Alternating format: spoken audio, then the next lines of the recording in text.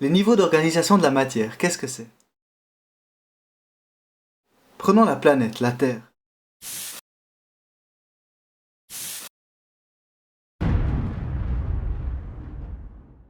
On vit sur des blocs de rochers qu'on peut casser. Les morceaux de ces blocs, on peut les casser aussi, et ainsi de suite jusqu'à ce qu'ils disparaissent.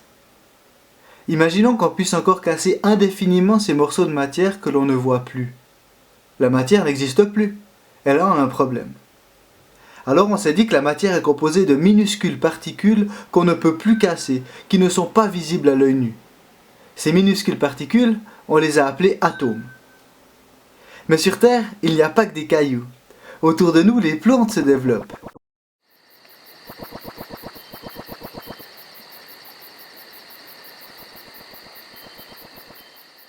Puis des animaux, plein d'animaux.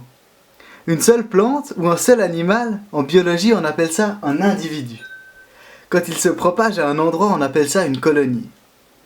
Et il y a aussi des colonies d'humains, des animaux comme les autres. Nous vivons dans le même environnement, mais on le modifie pour nous rendre la vie plus facile. Dans le sol, on a trouvé quantité de matières différentes. Certaines, on peut faire ce qu'on veut, on ne les changera pas. Mais d'autres, si on les met dans le feu par exemple, on obtient 2 substances différentes, ou plus.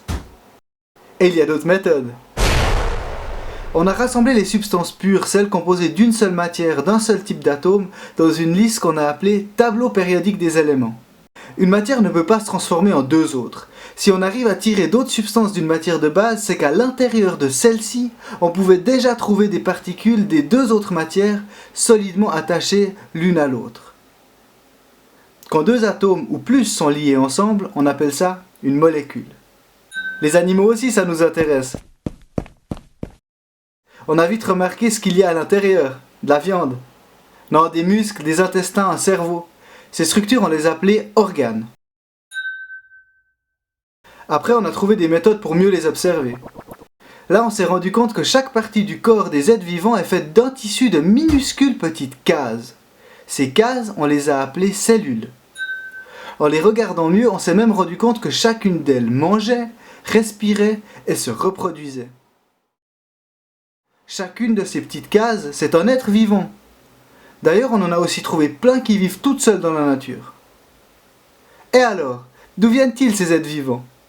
Les cellules aussi sont faites d'atomes reliés entre eux, mais avec une organisation bien plus compliquée que celle que l'on peut trouver dans les cailloux. Le vivant s'est fait des mêmes matériaux que le non-vivant, juste organisés différemment.